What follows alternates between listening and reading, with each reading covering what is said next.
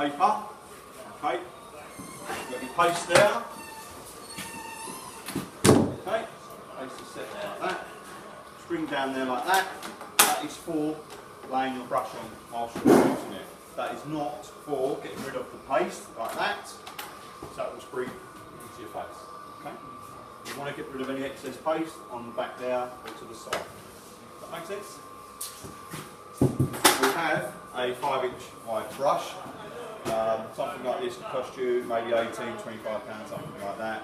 Buy a decent one and it will last. The reason why it's so wide is because we want to get the paste on as quick as we can. Okay, so we want something quite a good size. When we use the brush, we must make sure that there's no moisture in the brush, because if there is, when we come to start to apply the paste at the beginning, that moisture could dilute that paste. Does that make sense? So it might fail when we start to put it up, it'll be a weaker mix. Okay, so just make sure that it's dry. You don't have to get the hairdryer on it, just try and get as much out as you can. Okay. Now when we hold the brush, we're going to hold it almost like a pencil, okay, with a butterfly grip. That way we've got more control. If we hold it like that, or like that, we're going to get a lot of fatigue in our arm, in our wrist, okay, so we want to be holding it like that. Now, a lot of papers fail on the edge, okay, there's a few reasons why papers will fail on the edge.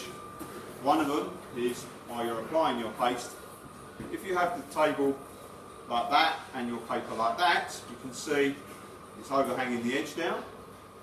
So when you start to apply your paste, you push down the edge, and what happens is that just gets a small skim on the edge there. Okay, so it's just the tip of the brush that's touching it. Okay, it's not enough paste there. Another reason is people read about, oh, I'm not getting paste on the other side of the paper, ruining the paper.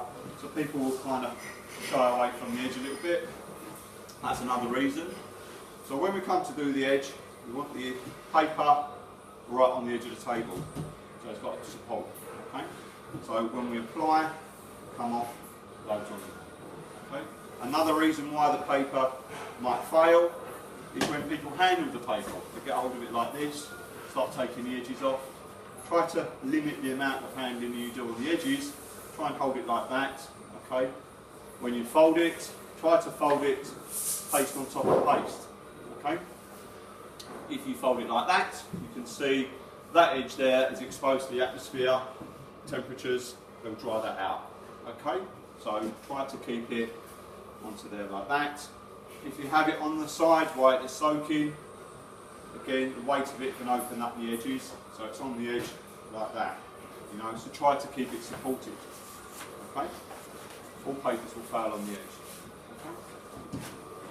So, the sequence for pasting paper is to go through the middle, liberally. Okay? And we've got that almost like a figure of 8 herringbone sort of finish. That way you should get a good routine going and you'll cover all parts of the paper. Okay, just like that. Notice I'm going through the middle first. I'm not leaning over any wet work. Okay. Again, something like this could take you 2 to 3 minutes to paste up. You know, you should sort of muck around and be slow with it. Got to get it on now. Okay. You've got to get the right amount on now. It's something that you learn with experience.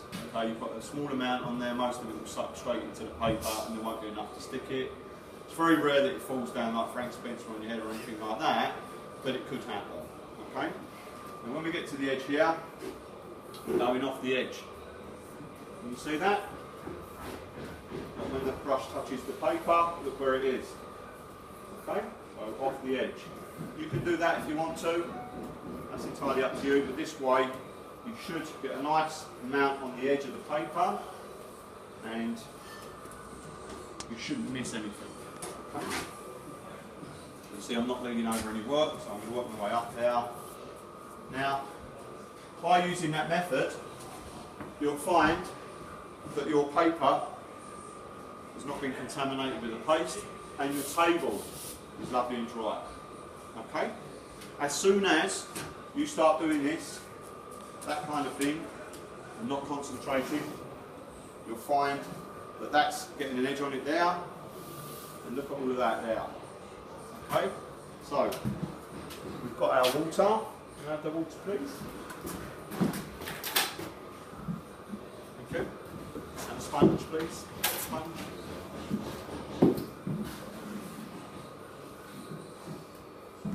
Lovely, thank you, my lovely assistant. Thank you. You had the job, but you got it.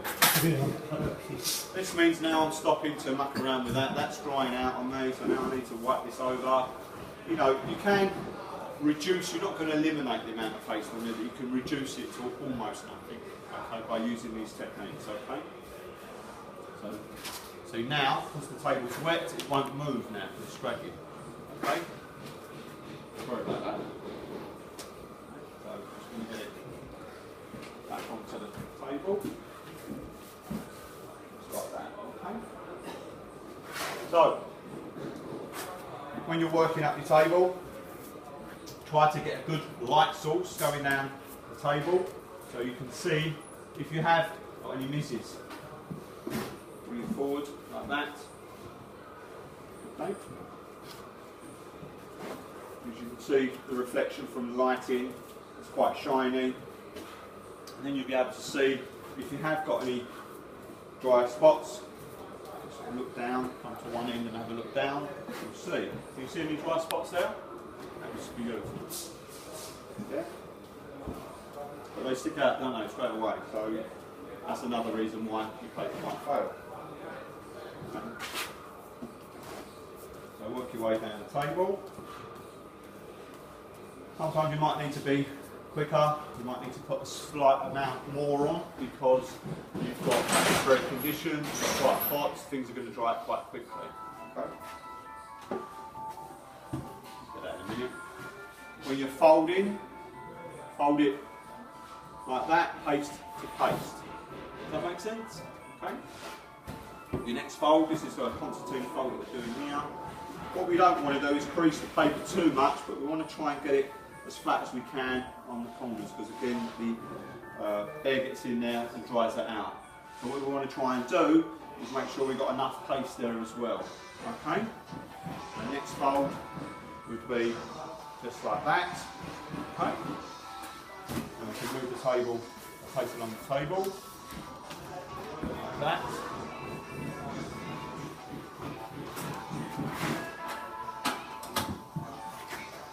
Time to put the radio on. Yeah? That's for sure. Yeah. Put the horn again in a minute. Okay, so work your way along till you get to the end, and again off the edges. Now you might have noticed as I'm working along, the wall was getting flicked over there. Okay, because you get a lot of paste on there. As you come off, you can flick the walls. Okay, so just be careful. You might be working in an area where the areas protected needs to be protected. Could be utilising a hallway, another room. If you start getting it onto a wall and you don't notice it, then the customer won't be happy. They may ring you up later on, they might notice it later on and say, look, you need to come around and do this free of charge, or they might say to you, do you know what, I don't want to get them too bad because they'd be rubbish. Do you know what I mean? But I don't do that. Yeah, that makes sense? Listen to you. Okay.